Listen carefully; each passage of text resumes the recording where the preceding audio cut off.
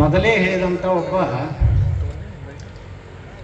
ಅಭೂತಪೂರ್ವವಾದಂಥ ವ್ಯಕ್ತಿತ್ವ ಇದ್ದಂಥ ಬಾಬಾ ಸಾಹೇಬ್ರ ಜನ್ಮ. ನಮ್ಮ ದೇಶದಲ್ಲಿ ಸಮಾನತೆ, ಮಹಿಳೆಯರಿಗೆ ಸಮಾನತೆ ಇರ್ಬೋದು, 8 ತಾಸು ದುಡಿಯುವಂತಹ ಒಂದು ನಿಯಮ ಮಾಡಿದಂಥದ್ದು ಇರ್ಬೋದು, ಸಂವಿಧಾನದಲ್ಲಿ ಅಸ್ಪೃಶ್ಯತೆಯ ಹೋಗಲಾಡಿಸಲಿಕ್ಕೆ ಅನೇಕ ಕ್ರಾಂತಿಕಾರಿ ನಿರ್ಣಯಗಳನ್ನು ತೆಗೆದುಕೊಂಡಂಥ ಬಾಬಾ ಸಾಹೇಬ್ ಅಂಬೇಡ್ಕರ್ ಅವರು ನಿಜಕ್ಕೂ ಈ ದೇಶದ ಜನರಿಗೆ ಅವರ ಬಗ್ಗೆ ತಿಳಿಸಿಕೊಡುವಂಥ ಪ್ರಯತ್ನ ಈ ದೇಶದಲ್ಲಿ ಆಗಲಿಲ್ಲ. ಬಾಬಾ ಸಾಹೇಬ್ ಅಂಬೇಡ್ಕರ್ ಅವರು ಭಾಳ ನೇರವಾದಿಗಳು. ಹಿಂದೂ ಧರ್ಮದಲ್ಲಿರುವಂಥ ಅನೇಕ ಮೂಢನಂಬಿಕೆಗಳ ವಿರುದ್ಧ ಇದ್ದರ ಹೊರತು ಸನಾತನ ಹಿಂದೂ ಧರ್ಮದ ವಿರೋಧಿ ಬಾಬಾ ಸಾಹೇಬ್ ಅಂಬೇಡ್ಕರ್ ಅವರು ಆಗಿರಲಿಲ್ಲ ಅನ್ನುವಂಥದ್ದನ್ನು ನಾವೆಲ್ಲ ಮೊದಲು ತಲೆಗೆ ಇಟ್ಕೋಬೇಕು. ಇದನ್ನ ಯಾಕೆ ಹೇಳ್ತಾ ಇದ್ದೀನಿ ಅಂದರೆ, ಡಾಕ್ಟರ್ ಬಾಬಾ ಸಾಹೇಬ್ ಅಂಬೇಡ್ಕರ್ ಅವರು ಒಂದು ಪುಸ್ತಕ ಬರೆದಿದ್ದಾರೆ, ಪಾರ್ಟಿಷನ್ ಆಫ್ ದಿ ಪಾಕಿಸ್ತಾನ್ ಅಂತ. ಅದರಲ್ಲಿ ಅವ್ರು ಹೇಳ್ತಾರೆ, ಬಾಬಾ ಸಾಹೇಬ್ ಭಾರತ ದೇಶವನ್ನು ಇಬ್ಬಾಗ ಮಾಡುವಂಥ ವಿಚಾರ ಮಾಡಕೂಡದು. ಯಾಕಂದರೆ ಭಾರತವನ್ನು ಇಬ್ಬಾಗ ಮಾಡುವುದೇ ಅನಿವಾರ್ಯವಾದರೆ ಭಾರತದಲ್ಲಿರುವಂಥ ಸಾಬರನ್ನ ಪಾಕಿಸ್ತಾನ ಕೊಟ್ಟು ಕಳಿಸ್ರಿ, ಪಾಕಿಸ್ತಾನ ಭಾಗದಲ್ಲಿರುವಂಥ ಹಿಂದೂಗಳನ್ನ, ದಲಿತರನ್ನ ಭಾರತಕ್ಕೆ ತೆಗೆದುಕೊಂಡು ಬರ್ರಿ, ಇಲ್ಲಾಂದ್ರೆ ದೇಶದಲ್ಲಿ ಶಾಂತಿ ಎಂದು ಇರುವುದಿಲ್ಲ ಅನ್ನುವಂಥದ್ದನ್ನ ಮೊದಲ ಭವಿಷ್ಯ ನುಡಿದವರೇ ಡಾಕ್ಟರ್ ಬಾಬಾ ಸಾಹೇಬ್ ಅಂಬೇಡ್ಕರ್ ಅವರು.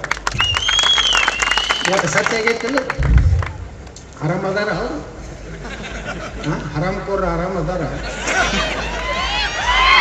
ಈ ದೇಶದ ಅನ್ನ ತಿಂತಾರೆ, ಈ ದೇಶದ ನೀರು ಕುಡಿತಾರೆ, ಈ ದೇಶದ ಗಾಳಿ ಸೇವನೆ ಮಾಡ್ತಾರೆ. ವಿಧಾನಸೌಧದಾಗ ಒಂದೇನು ಘೋಷಣೆ ಕೊಡ್ತಾರೆ, ಪಾಕಿಸ್ತಾನ. ಇದು ಅವಾಗೇ ಅಂಬೇಡ್ಕರ್ ಅವರು ಹೇಳಿದ್ರು.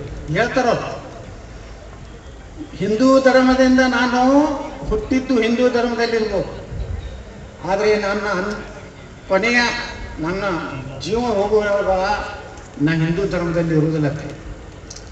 10 ವರ್ಷ ಈ ದೇಶದಲ್ಲಿರುವಂಥ ಎಲ್ಲ ಧರ್ಮಗಳ ಒಂದು ಅಧ್ಯಯನ ಮಾಡ್ತಾರೆ. ಇಸ್ಲಾಂ ಧರ್ಮ ಅಧ್ಯಯನ ಮಾಡ್ತಾರೆ, ಕ್ರಿಶ್ಚಿಯನ್ ಧರ್ಮ ಅಧ್ಯಯನ ಮಾಡ್ತಾರೆ, ಸಿಖ್ ಧರ್ಮ ಅಧ್ಯಯನ ಮಾಡ್ತಾರೆ, ಬೌದ್ಧ ಧರ್ಮ ಅಧ್ಯಯನ ಮಾಡ್ತಾರೆ.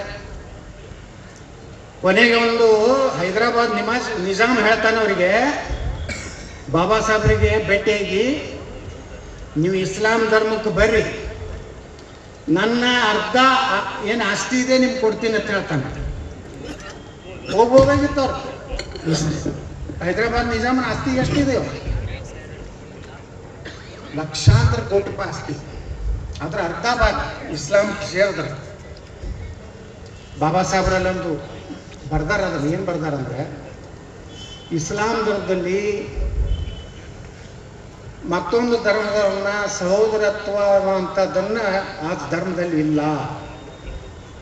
ತಮ್ಮ ಸಮುದಾಯ, ತಮ್ಮ ಧರ್ಮದವ್ರನ್ನ ಅಷ್ಟೇ ಅವ್ರ ಸಹೋದರ ತಿಳ್ಕೊತಾರೆ, ಉಳಿಕಿದವ್ರು ನಮ್ಮನ್ನೆಲ್ಲರೂ ಏನು ತಿಳ್ಕೊತಾರೆ, ಕಾಫೀರ್ ಅಂತ ತಿಳ್ಕೊತಾರೆ ಅಂತೇಳಿ ಬಾಬಾ ಸಾಹೇಬ್ರ ಅವ್ರು ಬರ್ದಿದ್ರು. ಸೇರ್ಲಿಲ್ಲ ಅವ್ರು ಇಸ್ಲಾಂ ಧರ್ಮಕ್ಕೆ. ಸಿಖ್ ಧರ್ಮ ಅಂತ ಏನು ಮಾಡಿದ್ರು, ಅದಕ್ಕೂ ಸೇರ್ಲಿಲ್ಲ, ಅಲ್ಲಿನೂ ಅಸ್ಪೃಶ್ಯತೆ ಐತಂತೇಳಿ. ಕ್ರಿಶ್ಚಿಯನ್ ಧರ್ಮಕ್ಕೆ ಸೇರಿದಾಗ ಒಂದು ಮಾತು, ಕ್ರಿಶ್ಚಿಯನ್ ಯಾರು ಸ್ಟಡಿ ಮಾಡಿ ಹೇಳ್ತಾರೆ ಅವರು, ಒಂದು ವೇಳೆ ನಾನು ಕ್ರಿಶ್ಚಿಯನ್ ಧರ್ಮಕ್ಕೆ ಸೇರಿದ್ರೆ ರಾಷ್ಟ್ರಾಂತರ ಆಗ್ತದೆ, ಭಾರತೀಯ ಸಂಸ್ಕೃತಿ, ಭಾರತೀಯದೇ ಆದಂತಹ ಒಂದು ವ್ಯವಸ್ಥೆಗೆ ಪೆಟ್ಟು ಬೀಳ್ತದೆ, ಈ ದೇಶದ ಸಂಸ್ಕೃತಿ ನಾಗರಿಕತೆಗೆ ಪೆಟ್ಟು ಬೀಳಲಾದಂತಹ ಬೌದ್ಧ ಧರ್ಮವನ್ನ ಡಾಕ್ಟರ್ ಬಾಬಾ ಸಾಹೇಬ್ ಅಂಬೇಡ್ಕರ್ ಅವರು 1956ರಲ್ಲಿ ನಾಗ್ಪುರದಲ್ಲಿ ಬೌದ್ಧ ಧರ್ಮವನ್ನು ಸ್ವೀಕಾರ ಮಾಡ್ತಾರೆ. ನೀವು ವಿಚಾರ ಮಾಡಿರಿ, ಕೆಲವು ಮಂದಿ ತಲೆಗೆ ತಪ್ಪು ಕಲ್ಪನೆ ಇದೆ ಅಂಬೇಡ್ಕರ್ ಅವ್ರ ಬಗ್ಗೆ. ಅವ್ರು ಏನಾದರೂ ಇಸ್ಲಾಂ ಧರ್ಮ ಸೇರಿದ್ರೆ ಏನಾಗ್ತಿತ್ತು? ಇವತ್ತು ನಾವೆಲ್ಲ ಹಿಂದೂಗಳ ನೆಮ್ಮದಿಯಿಂದ ದೇಶನಾಗ ಇರ್ಲಿಕ್ಕೆ ಆಗ್ತಿರ್ತಾರೆ. ಬಾಬಾ ಸಾಹೇಬ್ ಅಂಬೇಡ್ಕರ್ ಅವರು ಮತ್ತೊಂದು ದೇಶ ಬರ್ಬೋದಾಗಿತ್ತು. ನಮ್ಮ ದಲಿತ ಸ್ಥಾನ ಕೊಟ್ಬಿಟ್ರಿ, ಅವ್ರು ಪಾಕಿಸ್ತಾನ ಕೊಟ್ಟಿವಿ, ನಮ್ಮ ದಲಿತ ಸ್ಥಾನ ಕೊಟ್ಬಿಟ್ರಿ, ನಾವು ಬೇರೆ ಇರ್ತೀವಿ ಅಂತ ಹೇಳ್ಬೋದು. ಅವರು ಅಲ್ಲಿನೂ ಒಂದು ಮಾತು ಹೇಳ್ತಾರೆ, ನಾವು ಏನೇ ಆಗಲಿ, ನಮ್ಮ ಹೋರಾಟ ಸಂಘರ್ಷ ಎಲ್ಲೇನೇ ಆಗಲಿ ಹಿಂದೂಗಳ ಜೊತೆಗೆ ನಾವು ಮಾಡೋಣ. ಒಂದಿಲ್ಲ ಒಂದು ದಿವಸ ಹಿಂದೂಗಳ ಜ್ಞಾನೋದಯ ಆಗಿ ನಮ್ಮನ್ನ ನಮ್ಮವ್ರತ್ತು ಒಪ್ಕೊಳ್ತಾರೆ ಹಿಂದೂಗಳ ಮಾತ್ರ ಅಂತದನ್ನು ಬಾಬಾ ಸಾಹೇಬ್ ಅಂಬೇಡ್ಕರ್ ಅವರು ಹೇಳೋದು.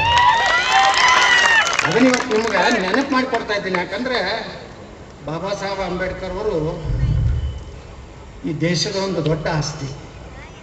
ದುರ್ದೈವ ಅಂದರೆ ಅಂತ್ಯ ಕ್ರಿಯೆಗೆ ಬಾಬಾ ಸಾಹೇಬ್ರಿಗೆ ದಿಲ್ಲಿಯಲ್ಲಿ ಜಾಗ ಕೊಡೋದಿಲ್ಲ ಕಾಂಗ್ರೆಸ್ನವರು.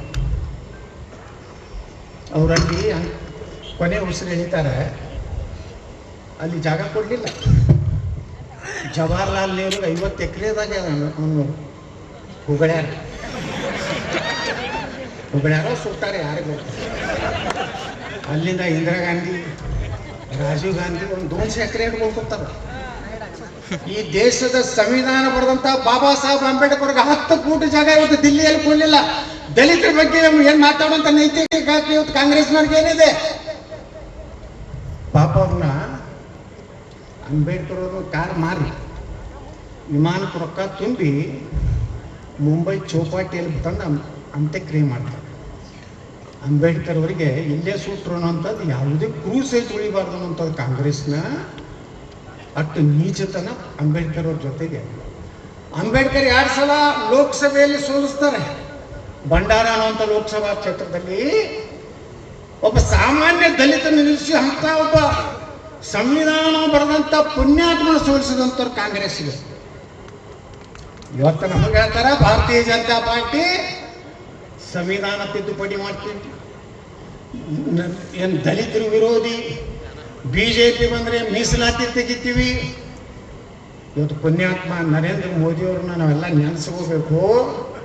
ಯಾವ ಬಾಬಾ ಸಾಹೇಬ್ ಅಂಬೇಡ್ಕರ್ ಹುಟ್ಟಿದ ಊರು ಮಾವು ಮಧ್ಯಪ್ರದೇಶ, ಅವರು ಸತಾರ, ಅವರ ತಂದೆ ರಾಮಜಿ, ಅದನ್ನ ಇಂಗ್ಲೆಂಡ್ನಲ್ಲಿ ಕಲ್ತಂತ ಆ ಒಂದು ಏನು ರೂಮ್ ಇತ್ತು, 5 ಕಡೆ ಪಂಚತೀರ್ಥ ಅಂತ ಹೇಳಿ ಇವತ್ತು ಬಾಬಾ ಸಾಹೇಬ್ ಅಂಬೇಡ್ಕರ್ನ ನೆನಪಿಗಾಗಿ ಸಾವಿರಾರು ಕೋಟಿ ರೂಪಾಯಿ ಖರ್ಚು ಮಾಡಿ ಬಾಬಾ ಸಾಹೇಬ್ ಅಂಬೇಡ್ಕರ್ ಅವರ ಹೆಸರನ್ನ ಇವತ್ತು ಇಡೀ ಸೂರ್ಯ ಚಂದ್ರ ಇರುವವರೆಗೆ ಇವತ್ತು